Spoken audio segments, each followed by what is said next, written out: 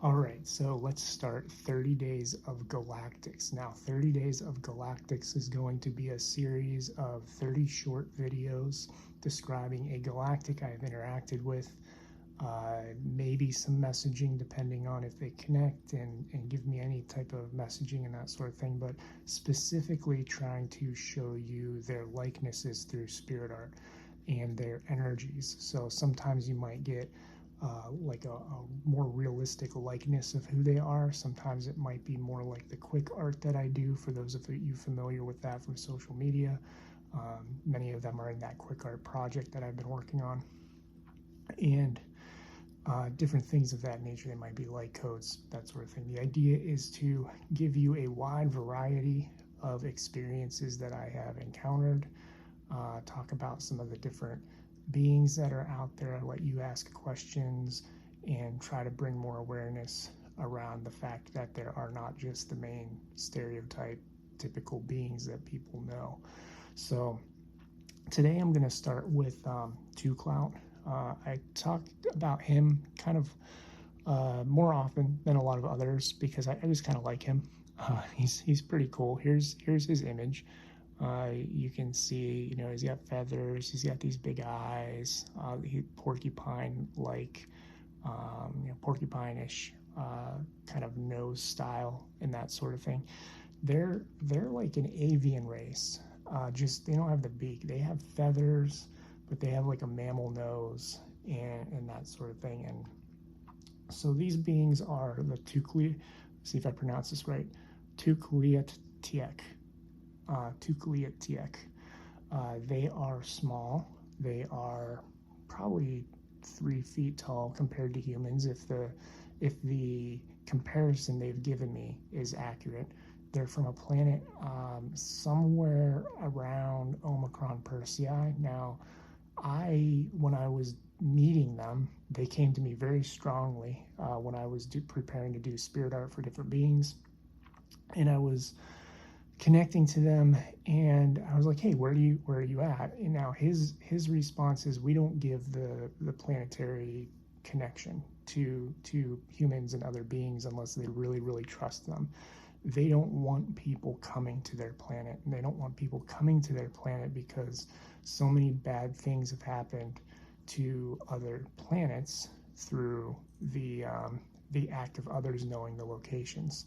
So their planet is kind of like they're there, but they're only known to those who have previously just kind of found it, sort of thing, and then they work through consciousness to connect with other beings." So when I asked, like, "Where are you at?" the only thing he gave me is like, Omicron Persei would be a star that you're aware of, and it's somewhere around that in your sky, kind of thing. Now, when I experienced this, if you have seen the series Futurama, it's a cartoon series from the early 2000s, maybe the 90s. And it's this cartoon series where there's a group of villains from Omicron Persei 8. So originally when he told me that, I was like, I'm making that up in my head. And they're like, no. My guides are like, no, look it up. It's actually a real star.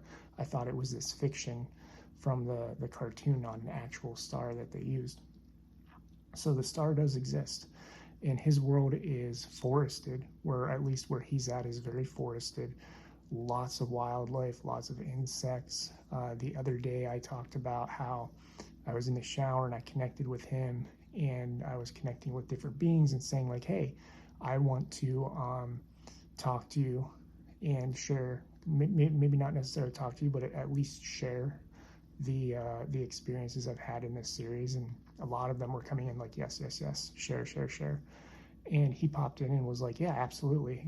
But when I see them, I see them from their shoulder, kind of like a lot of people experience their guides kind of pop in their shoulder. Energetically, that's kind of how we pop in. We can see each other. And so I'm watching him, and he's walking around the forest, and they're like, they look kind of like this. The feathers are more pushed back on their head, more like an eagle has the feathers pushed back. But when I drew them, it was important. He wanted the feathers to be more prominent, kind of like that. So that's how we drew him. And they're walking around, and they have if you've seen Star Wars and the Ewoks from Star Wars, the little teddy bear people, they kind of have that energy and that peace and joy and happiness and that kind of thing, the innocence in that, walking around with spears and, you know, kind of more primitive tools. And he's like, I don't always have a spear, kind of just walks around. And there's a big tree in front of him when I connect to him, and he knows I'm there. He knows I'm in his field, and I'm like, hey, why are you connecting with me in this moment, like, type of thing. And he ignores me, and there's a big beetle on the tree, and it looks like one of those pill bug beetles. Some people call them potato bugs or sow bugs. They like roll up into a ball, but it's big. It's like 4 or 5 inches, probably 3 or 4 inches. I don't know. It's big. And he just goes up, picks it up, and starts to eat it. And it's exploding everywhere, and it's pretty disgusting to experience.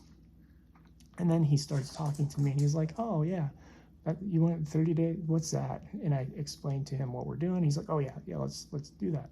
So, I mean, their message overall is a lot about nature, balance with nature, making sure that we understand that, one, you don't need technology to communicate. You don't need technology to ascend, to become more conscious and all of that.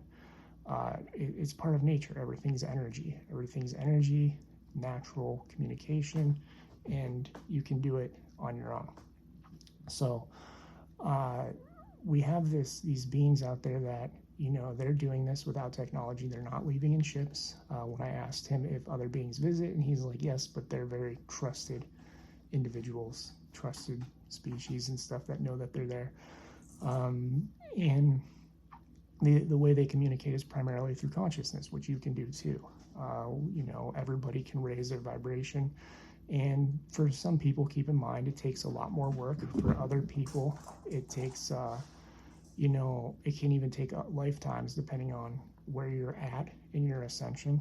But the idea is that we can all connect across the cosmos to anything without anything other than ourselves, and going back to a more natural state. Now, it doesn't mean technology is evil or anything like that, even though they'll be like, technology isn't evil, it's all in the use. But they're a very, very natural, nature-oriented species who just, you know, live more primitive, natural lifestyles. As far as their personalities, they're very joyous, they like to dance, they like to laugh, they like to, they have kind of a humor to them, as a lot of extraterrestrials do. There's a channel on my website too. He does have a channel, so some of the beings I'll talk about, there will be more information on my website, social media, different places. Specifically, 2Clout does have a more full channeled message on my site from when I first met him.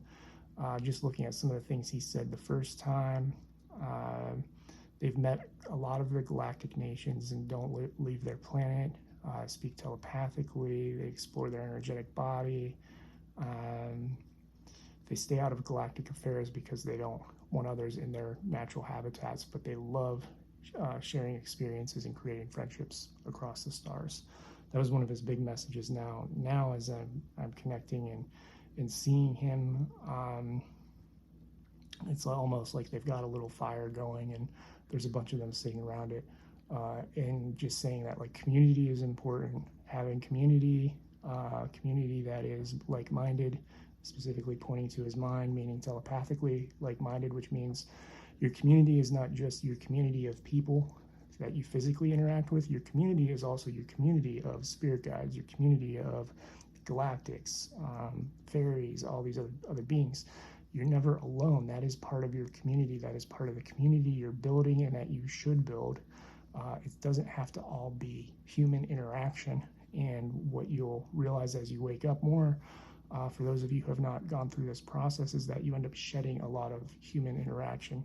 And so it's important to understand that a lot of your community is outside of that network. But it's also important as we move forward to find our communities, to build communities of like-minded humans and other beings who can sit down and have dinners, who can dance at night and experience joy and beauty, who can live in harmony, who can live the way they want to live without, they're like without outside. He's doing this like without outside influences telling you what you have to do or holding control over you from one aspect or another, like monetary control and all these other things that control us in our world. So that's one of his messages, is about community. But they are, again, very beautiful little beings. If you do connect with them, a lot of times they see these pieces of art and they're kind of light codes in and of themselves, and they experience them later on in meditation or in dreams, that sort of thing. Trust it. They're a very beautiful race of people, very kind and loving. Again, very primitive, and primitive does not mean not advanced. They are actually very advanced, but primitive technologically, living in a more primitive space, the way we would describe it. And if you see the camera wobbling, it's because my cat is deciding that she's going to get involved with this video. So I'm going to end it there. If you have questions, please let me know. Always feel free to ask questions about these beings while we do this series. I can, when I have the space, the energetic capacity, and that sort of thing, I can always ask them in the future and kind of create more messaging and stuff on my website and release that as well. So Tuklout is the first one from the Tukliat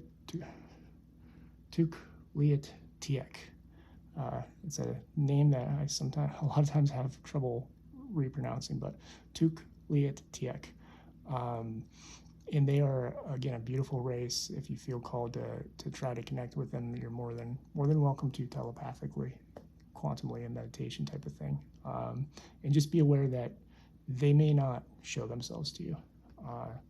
There are a lot of these races I work with that are very trust oriented and vibration oriented, and so you may try and not get anything in return, and it doesn't mean that they're not willing to talk to you. It just means you might need to work more on yourself before they're willing to talk to you. It's a lot of vibrational trust and a lot of just trust in the way you act in your daily life, and to make sure you're from a heart space. So thank you for watching. If you have questions, let me know.